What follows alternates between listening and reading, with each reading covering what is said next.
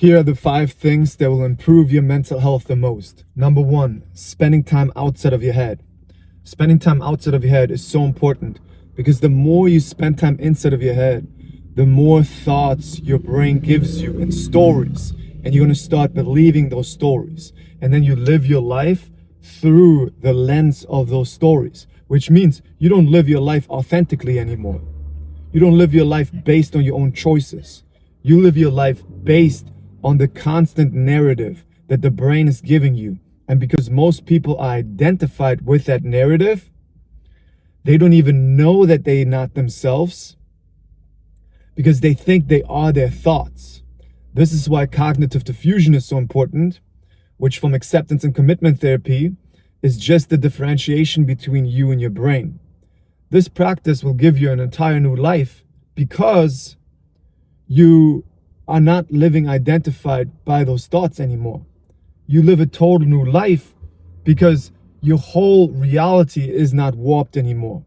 Your whole life, for most people, is just a constant reactivity to thoughts. And that's why spending time outside of your head is so important, because it changes your algorithm. Your algorithm will be changed, which means there will actually be taken away of the old toxic algorithm, because all the trauma that happens in the past, all your problems, all those stories from your family members, from school, if you got bullied, from TV, from culture, like you literally brainwashed by culture, because a lot of times the spending time inside of your head is trying to control situations, it's trying to control how other people perceive you. And that is oftentimes connected to culture. So spending time outside of your head brings you back to reality. And that actually, coming back to reality, is opening up your mental health to a beneficial place. Because all destruction of your mental health is happening in imagination and in your head. And society is pulling you in by imagination and stories. Because even with selling you stuff, you have to understand how important it is even to understand mental health based on how society is able to manipulate you if you are not living outside of your head, if you're not living based on valued actions. Because society knows how to pull you in with stories.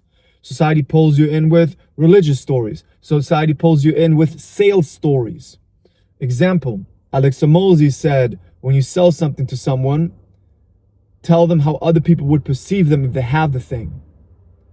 So how would your school friends see you if you're suddenly rich? It's a story, it's an imagination. Now, inherently, it doesn't seem bad for your mental health, but it is over time, because the brain is a holistic organ. It gives you more of the same you react to. So it's not necessarily that it's then only giving you the ideas of chasing validation from your friends and family. Your brain's also, oh, you love spending time inside of your head trying to chase validation about this? Okay, let me give you more thoughts inside of your head about checking and chasing validation about this other topic. So your brain's holistic. It doesn't even have to be the topic of chasing validation. It can't just be like, oh, you love spending time inside of your head? Let me give you more things to spend time inside of your head. You have to understand how destructive of a pattern that is in itself. And most people don't even know what it's like to live their life outside of their head in reality. And it's so funny because the stories that are told to you make it seem like those stories are like enlightening things. It makes it seem like the law of attraction or astrology are these savior things, but they're really stories that keep you inside of your head, which then keeps you from your power. This is so crazy how it is, because you have to understand, people live in stories. People live in stories. They live in imagination. They live in stories. They don't live in reality. But if they would live in reality, they would create more freedom. They would create lower resistance, right? So when you spend time outside of your head, you don't burn out so much, because spending time inside of your head is exhausting. When you spend time outside of your head, you lower the resistance in your body because you have more energy. And that actually increases your power. Because you have to understand that you as a human being have an automatic intelligence in your body. Like any plant out there, any seed of a plant has an automatic intelligence that makes the plant. The seed that was you had an automatic intelligence that make the heart, the brain, the organs, oh my God, all the probiotic stuff in your body, all the bacteria, like the eyes, the retina. I mean, a biologist could tell you all so many, and they couldn't even tell you all, but so many different things that show the intelligence, the inherent intelligence that's in your body without you doing anything, which is also activating your breath, which is of course told a lot, which is of course also making your blood pump, making your heart beat automatically. You don't beat your heart, you don't do your digestion, it's done for you, right? Funny thing with the brain is that people interfere with it. They interfere with it through checking on the thoughts, through engaging with the thoughts, which we call compulsions, right? And that creates these mental health problems. And when I talk about mental health, people always have also this label of like, oh yeah, mental health, that's this specific thing. Mental health is affecting you no matter what. It's affecting you in your business, it's affecting you in your relationships. The basis of good relationships are mental health. When I make these videos, it's always hard for me to see what angle I'm going to come on, because based on what angle I'm going to come from, different kind of people are going to watch, right? If I would say, oh, this is about dating, then people were interested, but it's really affecting everything. So when you watch my videos, just know you don't follow me only for mental health. You follow me for improving your business. You follow me for improving your love life. You follow me for improving your hobbies, everything. Because mental health, the word, has such a misunderstanding. It seems like, oh, only people with mental health problems, it's affecting them. Everybody has mental health problems. If you get bored and you react to that boredom, I don't want to say it's a mental health problem, but it is training not good mental health. And it's affecting you because you create more of that cycle of trying to get rid of boredom by grabbing the phone and going out and having hedonistic lifestyles and losing your path, etc. So spending time, see, we are already so far in this video and I'm only on spending time inside of your head. Maybe I'm only going to do one point today. But spending time outside of your head is the practice. And it's done through awareness. It's done through you seeing, oh, I'm not outside of my head. I'm inside of my head. Okay, let me go outside of my head.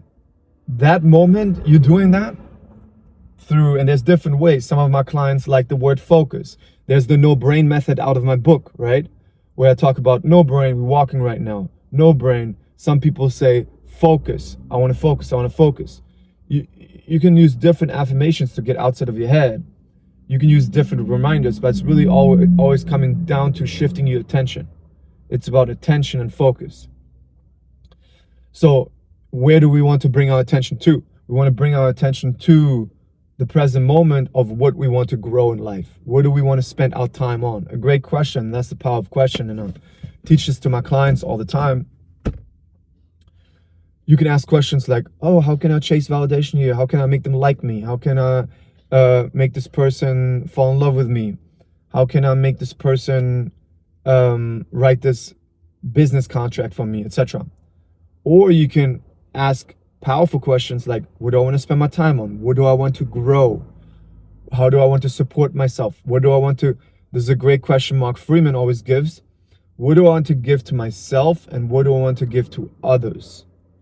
See how it doesn't come from like a taker mentality. It comes from like, what do I want to give to myself? What do I want to give to others? And your brain will give you answers. And then you go in a different, do you understand? You go in a complete different direction because you're not living on autopilot anymore. Spending time inside of your head, being reactive to thoughts inside of your head is acting on autopilot. But the autopilot based on patterns. It's not a good autopilot, like the autopilot on an airplane that gets you from the direction where you are to the direction where you want to go. It's an autopilot that's based on pattern, on traumatic pattern. So that's why we want to do this pattern interrupt. And we can only interrupt the pattern if you're not identified, we don't follow that pattern anymore. And that you can only do when you shift your focus. Now, does that mean it's easy? No, because when you shift your focus, that pattern wants to stay alive. So the patterns want to stay alive, so they will give you uncomfortable emotions. They will give you more thoughts. Oh no, but what if you really go crazy? You have to control this. What if you lose the relationship? It's a lot about losing things. What do you lose this money? What do you lose this person? What if you, whatever, right? And you have to be okay with that, because if not, you will always be a slave to it, and you will create more patterns of that. So you want to shift your focus and then go in the direction of the valued actions. And I made videos about valued actions. It's basically the actions that grow the things you want to grow. And sometimes you cannot be sure that it's like, oh, the right actions. You know, that's another compulsion, right or wrong, right or wrong. The brain will always trick you with right or wrong. The brain will always trick you with right or wrong. It will always come back to, oh, but this might be right, this might be wrong, this might be right, this might be wrong. And then it pulls you into this game of right or wrong, and that exhausts you more. That's also inside of your head. Mark Freeman talks about this. It's like the exploring. We don't have to know that the actions are the right actions. We just explore, we gain the direction. And then we calibrate, then we navigate. Because then you calibrate, and then you, oh, okay, this worked, but this didn't work so much. Okay, let me use more of what worked. But you learn while doing it. But your pattern is trying to prevent you from even starting. Your pattern is like, no, you might not be ready yet. You might need to heal your trauma first. Maybe you need to read this book before you start. No, you need to do these certain techniques. And then fake coaches are going to come, right? Who know sales, and they're going to tell you a story. Yes, you need to heal your trauma first. You need to be clean first. If you're not clean first, you cannot start. But that's teaching your brain more procrastination. So that's why you have to understand to not fall for stories, right? And this video really I started with saying, oh, I'm making give you 5 mental health tips. But I would say that I'm going to change the beginning of this video to the one mental health tool that will change everything for you, because it's true. It's not even a, how do you call them? Clip. I don't remember. What is it called? Clip farm. And it's not clip farming. You know, when people trick you into the click. It's really one of the most essential things for you to spend time outside of your head, right?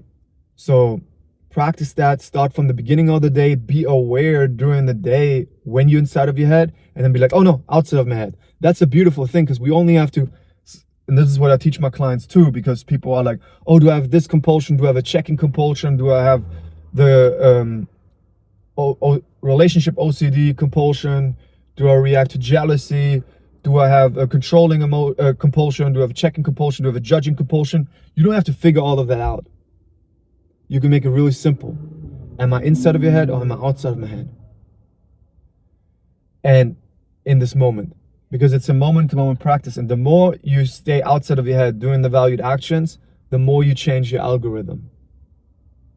Okay?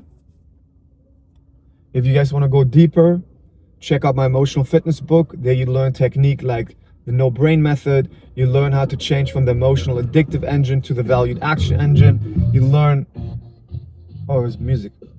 Learn how to find your values with the value garden exercise that was created by Mark Freeman. I added to the exercise 7 categories for people to make it easier to find their values.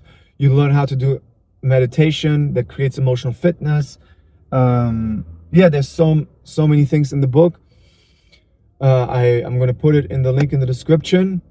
Let me know what other videos you would like to see. I wish you guys a beautiful day, and I'll talk to you guys soon.